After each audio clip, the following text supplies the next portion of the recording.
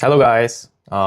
Today I'm going to be talking about how I've learned English, how I've become fluent in English, because I think most of you guys are interested in this topic.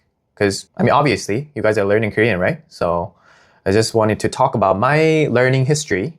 And this episode is for intermediate learners, so I'll be explaining most of the things in Korean. So it might be a little bit difficult for some people, but I think most intermediate learners can handle this difficulty. So, okay, here we go. I'm gonna start with today's script. So the title says, 내가 영어를 배운 방법. 오늘 이야기는 조금 할 말이 많은 주제여서 일단 part 1, part 2, possibly we can go until part 3, but we'll see how it goes. 네, 시작해 볼게요. 안녕하세요, 여러분. 오늘은 제 이야기를 좀 들려드리려고 하는데요. 제 영상을 보시는 분들은 대부분 한국어를 배우고 싶어서 오신 분들이 많을 거라고 생각해요.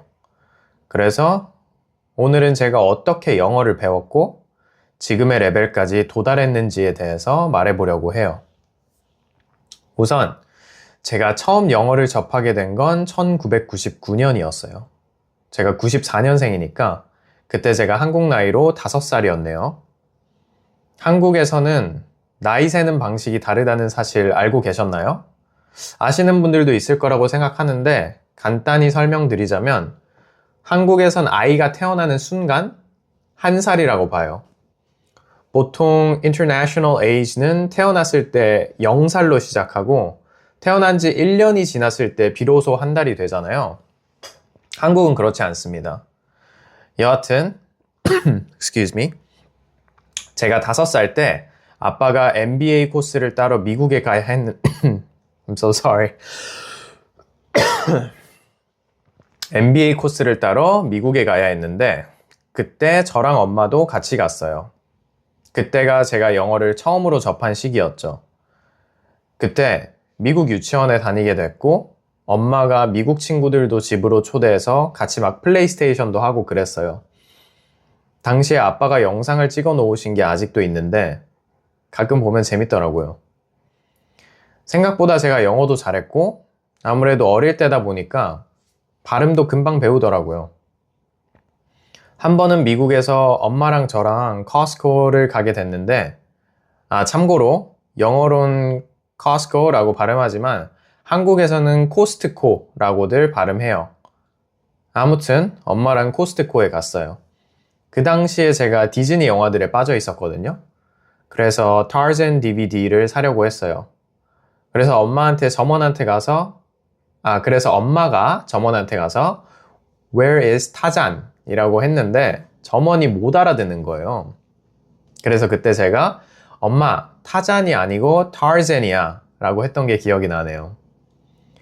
우리가 보통 언어를 배울 때 어릴 때 배우는 게 훨씬 유리하다고 생각하잖아요. 저도 예전엔 그렇게 생각했었는데 지금은 이 말이 반은 맞고 반은 틀리다고 생각해요. 오히려 성인이 돼서 언어를 배울 때 유리한 부분도 많다고 생각하거든요.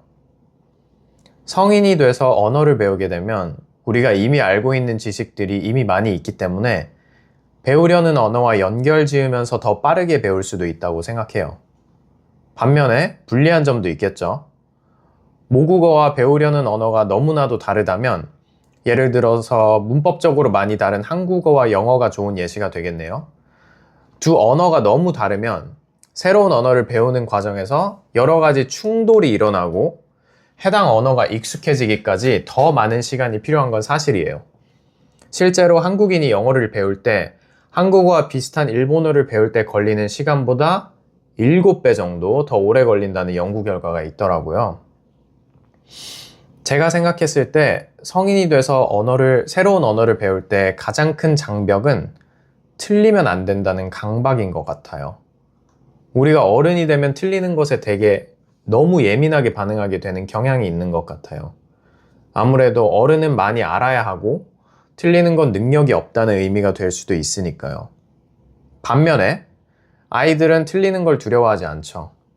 언어를 배울 때도 말도 안 되는 문장들을 써가며 끊임없이 부모에게 피드백을 받고 서서히 조금씩 고쳐 나가면서 우리의 모국어가 완성되잖아요. 근데 생각해보면 진짜 아이가 성인보다 언어를 빨리 배울까요?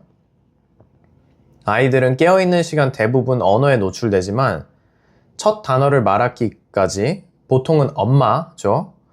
몇 달이나 걸리잖아요.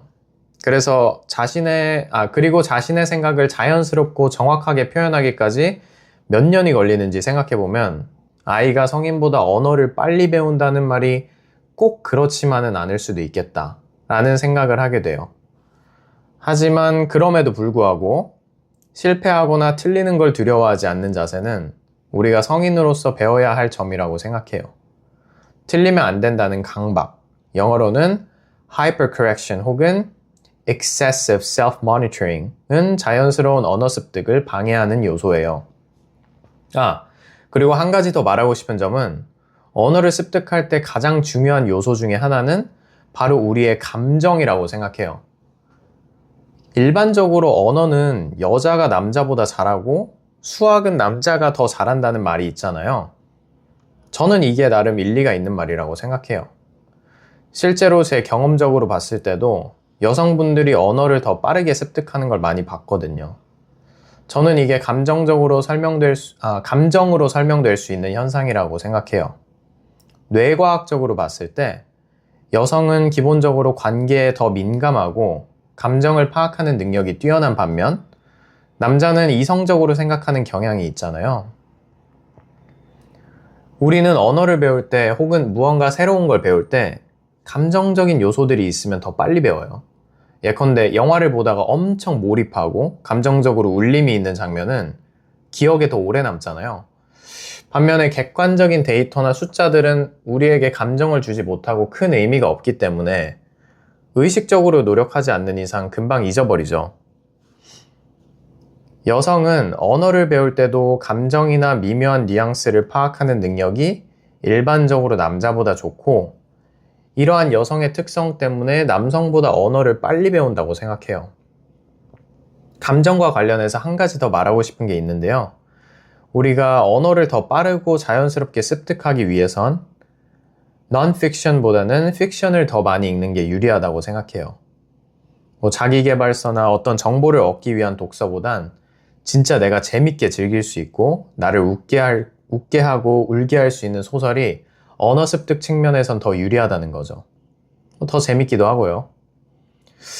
어떻게 제가 영어를 처음 접하게 됐는지 얘기하다가 옆길로 새서 무슨 이런 얘기까지 하게 됐네요. 언어 습득 관련해서 제가 워낙 관심도 많고 할 말도 많아서 오늘은 일단 여기서 끊고 다음 에피소드에서 나머지 이야기를 하는 게 나을 것 같네요.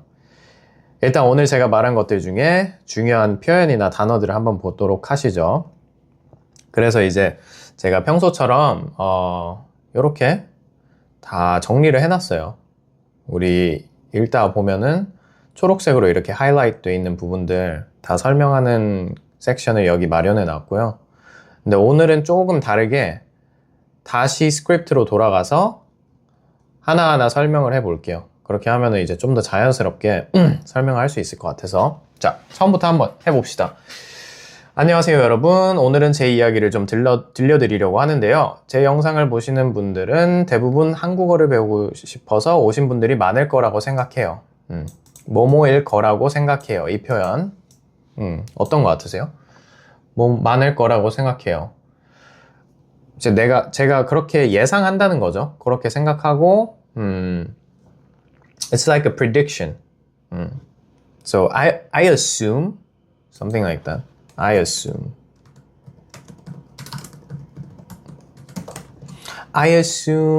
most people who are watching this video are people who are trying to learn Korean, right?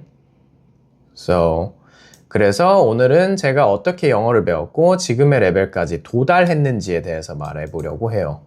도달했는지 요 단어 한번 알아볼까요? 요거 들어본 적 있으세요? 도달하다? 우리가 도달하다 하면 어떤 걸까요? 도달하다 하면은 reach. 근데 두 가지 의미로 쓰이는 것 같아요. 우리가 어디 물리적으로 도달하다, like when you reach somewhere, like actual place, You can say 도달하다. I reached the peak of the mountain. You can say 도달하다, but like metaphorically as well. Because my English level has reached this level, right? So you can also say in that sense as well. 그래서 여기서는 제가 영어를 배웠고 지금의 레벨까지 도달했는지에 대해서 말해보려고 해요. So you can use it physically and metaphorically as well. Yeah. 우선 제가 처음 영어를 접하게 된 건 1999년이었어요. 접하게 되다. 이건 뭘까요? 접하게 되다. 접하다는 이렇게 만나는 걸 말해요. 만나는 거. 그래서 처음 제가 영어와 만나게 됐으니까. 그래서 제가 접하게 된 건이라는 표현을 쓴 거고, 보통 근데 처음 접하게 됐다라고 많이 쓰는 것 같아요. 2번, 3번 이렇게 할 때는 접하게 됐다라는 말을 잘 안 쓰는 것 같고, 뭐 처음 영어를 접하게 됐다. 혹은 처음 처음 수학을 접하게 됐다. 수학은 mathematics, right? 그리고 어떤 게 있을까요? 새로운 경험이나 이런 것들을 설명할 때 처음 접하게 되다 라고 많이 말을 하는 것 같아요. 그래서 처음이랑 같이 많이 쓰인다는 거 기억해 주시고, 그래서 계속 읽어 나가 볼게요. 제가 94년생이니까 제 나이를 노출해 버렸네요. 그때 제가 한국 나이로 5살이었네요. 5살이었습니다. 99년도에 미국 시애틀 갔었어요, 제가. 한국에서는 나이 세는 방식이 다르다는 사실 알고 계셨나요? 알고 계신가요? 한국에서는 이제 태어나면은 바로 1살. 그래서 태어난 지 5분이 지나도 그 아이는 1살인 거예요. 근데 보통 이제 international age는 0살로 시작하죠. 그래서 태어난 지 1년이 지나면은 이제 그때서야 1살이 되는 거고. 그래서 자, 아시는 분들도 있을 거라고 생각하는데 간단히 설명드리자면 한국에서는 아이가 태어나는 순간은 the exact moment 이런 뜻이죠. 그래서 태어나는 순간 the exact moment the baby was born, we say he's a 1-year-old or she's 1-year-old. You know what I mean? 근데 보통 generally speaking, international age는 태어났을 때 0살로 시작하고 태어난 지 1년이 지났을 때 비로소 1살이 되잖아요. 한국은 그렇지 않습니다. 비로소가 뭘까요? 비로소. 요거는 참 설명하기 어렵네요. 비로소는 보통 어떤 일이 있고 계속 그 과정이 있을 거 아니에요. Like something happened or like you're working through something and then in result you get the result, right? That in that sense you can use 비로소. But 비로소 is not a random thing. You need the process, right? For instance, in this situation, the baby was 0. In order to become 1-year-old baby, you need 1 year of process, right? The baby has to grow, blah, blah, blah. Then, only then you can use 비로소. So the process in between the two timelines is the key. So for instance, let's just say like you studied history for a month really intensively and then you pass the exam. Then you can say 2달 동안 역사 공부를 진짜 열심히 해서 비로소 역사 시험에 합격했다. 이렇게 얘기할 수 있겠죠. 그런 식으로 비로소는 어떤 과정이 있어야지 쓸 수 있는 말이에요. 그냥 이렇게 딱딱 쓸 수 있는 말은 아니고 어떤 과정이 수반되는 그런 속성이 있는 단어입니다. 그래서 비로소 1살이 되잖아요. 한국은 그렇지 않습니다. 여하튼 하여튼 비슷하죠? 아무튼 이거 다 비슷한 말이에요. 그냥 anyways. 그래서 어떤 말을 하다가 이제 좀 다른 주제로 넘어갈 때 영어에서도 anyways, so and then like you move on to another topic, right? So this is something that is really useful to use. Anyways, 제가 5살 때 아빠가 MBA 코스를 따러 미국에 가야 했는데 그때 저랑 엄마도 같이 갔어요. 그때가 제가 영어를 처음으로 접한 시기였죠. 그때 뭐 미국 유치원에 다니게 됐고 유치원 하면은 kindergarten. 그러면 요거 잠깐 복습해 봅시다. 제가 아마 저번 에피소드에서 초등학교, 중학교, 고등학교를 한번 설명했었던 것 같거든요. 그래서 요거를 간단하게 설명을 하자면은 자, 유치원. 우리 유치원은 kindergarten. 그리고 what about elementary school? elementary school. 초등학교죠, 초등학교. elementary school. 중학교. 고등학교. 이렇게 있어요. 이거 먼저 써놓고 해볼게요. 중학교는 middle school. 고등학교는 당연히 high school. 대학교는 뭐 college 해도 되고 university 해도 되고 university includes a lot of what is it? majors. College is like single major college, right? So it depends on the size or the scope of the school. But yeah, college, university, but we use 대학교 anyways. So 대학교, 유치원, 초등학교. So in Korea, oh yeah, there is one more. 어린이집. So 어린이집 is for like 1 to 3-year-old babies. And 유치원 is a little bit older than that. And 초등학교 is obviously from grade 1. Oh yeah, that there is a difference between Korean school system and other Western countries' school system, right? So in Korea, elementary school is from grade 1 to 6. For middle school, it's grade 7 to 9. So for 3 years, right? And for high school, it's, excuse me, from 10 to 12. Something like that. And for university, of course, it's really not good. Let me drink water for some time, okay?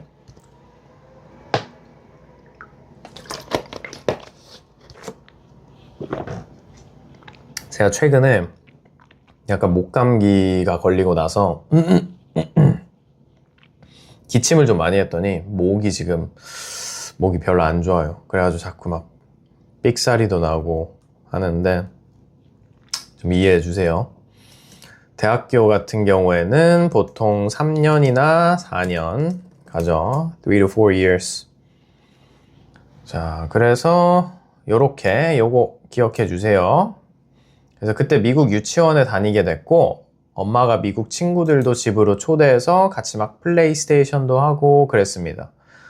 당시에 at that time 아빠가 영상을 찍어 놓으신 게 아직도 있는데 가끔 보면 재밌더라고요. 영상 is video, right? So recording a video. He recorded the video. My dad, he recorded so many videos of me at the time. So I want you to focus on this verb, 찍다.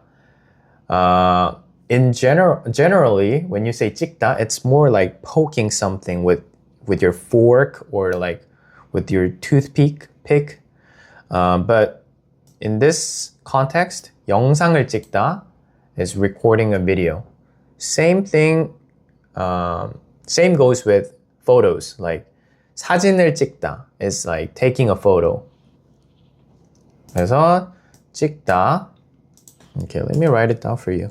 사진을 찍다 or 영상을 찍다 is, so I want you to focus 찍다 here.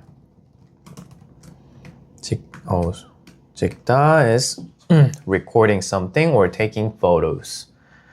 그래서 가끔 보면 재밌더라고요. 가끔, sometimes when I watch those videos, it's really entertaining. 생각보다 제가 영어도 잘했고 아무래도 어릴 때다 보니 발음도 금방 배우더라고요. 생각보다 뭘까요? 생각보다 it's like comparing my expectation and the reality. You used 생각보다 in those contexts. 생각보다 제가 영어도 잘했고, so I was expecting my English was not that good, but it was better than I expected. So 생각보다. So it's a really useful expression, right? For instance, 생각보다 집이 크네요. Then,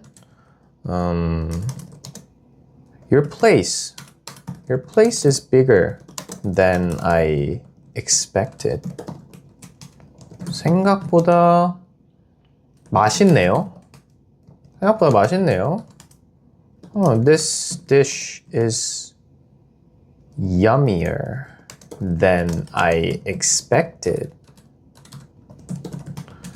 생각보다 키가 크시네요. Oh, you're taller than I thought. 뭐 이런 식으로 할 수 있겠죠. 생각보다 집이 크네요. 생각보다 맛있네요. 생각보다 키가 크시네요. 그래서 생각보다 영어도 제가 잘했고 아무래도 어릴 때다 보니 발음도 금방 배우더라고요. 발음, pronunciation. 금방, quickly. I learned how to pronounce things very quickly because I was young, right?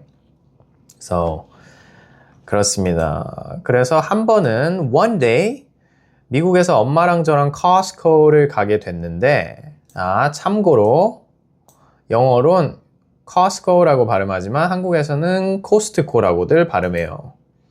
So in Korea, it's a silence, right? This T in Costco, when you pronounce it, you don't pronounce it, right? But in Korea, we pronounce it so it becomes Costco. And 참고로 means for your information. So, for your information, in English, we pronounce Costco, but in Korea, we pronounce it Costco. Want to go deeper with this episode? Soak in Korean Premium gives you full access, the complete uncut video, fully annotated transcript, vocabulary, and cultural deep dives, and a vocabulary quiz. Every episode, all in one library. $10 a month, cancel anytime. Link is in the description.